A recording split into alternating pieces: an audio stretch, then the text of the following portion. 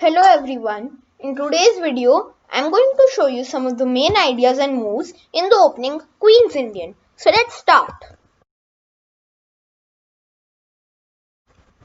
The Queen's Indian starts with d4, nf6, c4, e6, knight f3 and b6. Before I tell you the main moves, let me show you something. The Queen's Indian is considered a sister opening of the Nimzo-Indian because both of these openings try and impede White's efforts to bring full control of the center through e4. If you don't know what the Nimzo-Indian is, it's knight c3 and bishop b4 in this position. Okay, so in the Queen's Indian, let's look at the main line first. The main line is g3. Now, black can respond with two moves. Bishop a6 is the modern main line and bishop b7 is the old main line. First we'll look at the old main line with bishop b7. Now bishop b2, bishop e7. If knight c3 then knight d4. Now white has many options to defend this knight. If queen c2 then take and take. White has the central majority but black has some free flowing development. If knight cross e4 then bishop cross e4 castling, white has the edge. If bishop d2 then the position is equal. So the main move in this position is castling, then we castle. Now white may go for the d5 break, after which you have to do e cross d5, knight h4, knight e4 and now he'll take this pawn to get a nice attacking position.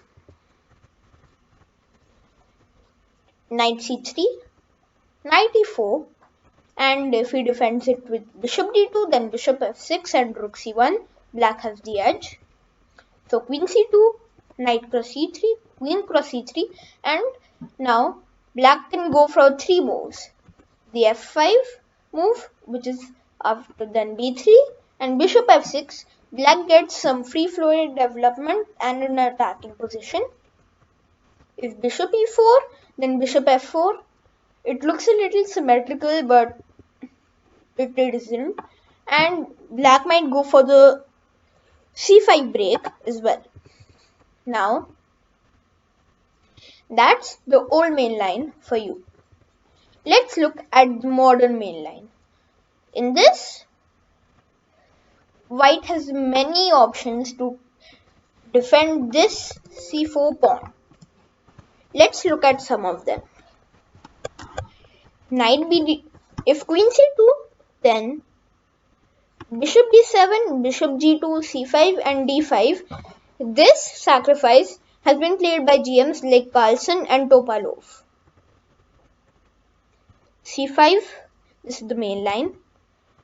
Now, three of these moves, knight bd2, queen b3 and queen a4 will all be met with c5. Why? Because this puts pressure on the d5 square and it removes the queen defender, which is the defender to the square, the most powerful one at least. So the main move here is b3 to protect the c4 square, but this weakens the dark squares a little. So black can take advantage of it with bishop b4 check. If you are a non-checky player, then you can go for bishop b7, then bishop g2, then you must give a check, bishop d2, a5 and if you take, then after it takes, we have a nice open file here. So the main line is bishop b4 check. If knight bd2, then bishop c3, rook b1 and bishop b7, aiming to get our bishop to e4 and this rook will have to be given up. So now bishop d2 is the main line, bishop e7, bishop g2, c6, bishop c3, d5. Now white has two options. If he goes for knight bd2, then knight bd7, castling, rook e1, c5, e4, d cross e4, knight cross e4 and the position is equal. Now in the Queen's Indian, I'll give you one hint. The main idea for both sides is to get in either the e4, d4, d5 or e5 break. Then knight e5, this is the main move. Knight f d7, knight cross d7, knight cross d7, knight d2, castling, rook c8 and e4. Now white gets the break here. Okay, so I've covered the main line, which is g3. Now let me look at some other options for white if you don't want to play g3. You can play a3. This is the Petrosian variation.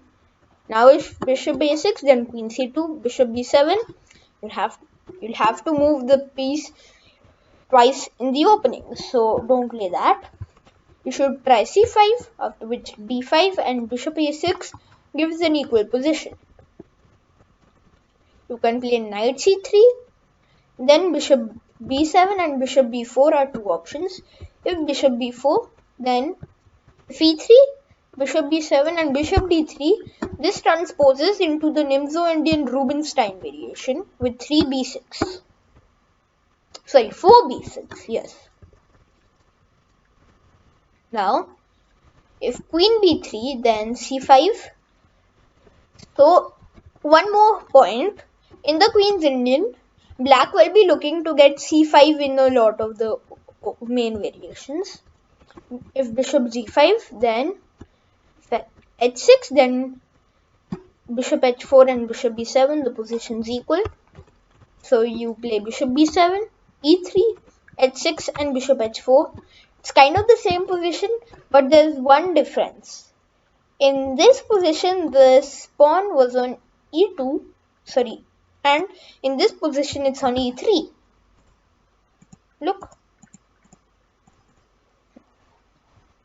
Okay. So, after knight c3, you can go for bishop b7, which is the main move. If bishop g5, then if bishop b7, then if queen c2, then c5 and e3. If e3, then h6. If h6, then bishop h4, g5, bishop g3, and knight h5, e3, knight cross g3, h cross g3. Now this rook has got a semi-open file. And bishop g7. It might seem pointless to fianchetto the bishop now. The position is already in the middle game, but well, it's the main move. a3. This is the main move after bishop b7.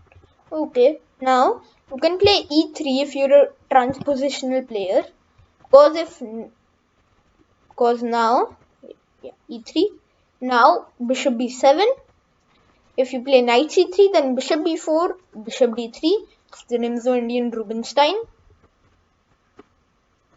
If bishop d3, then d5 and castling. Now you can also go for bishop f4, which is the Miles variation.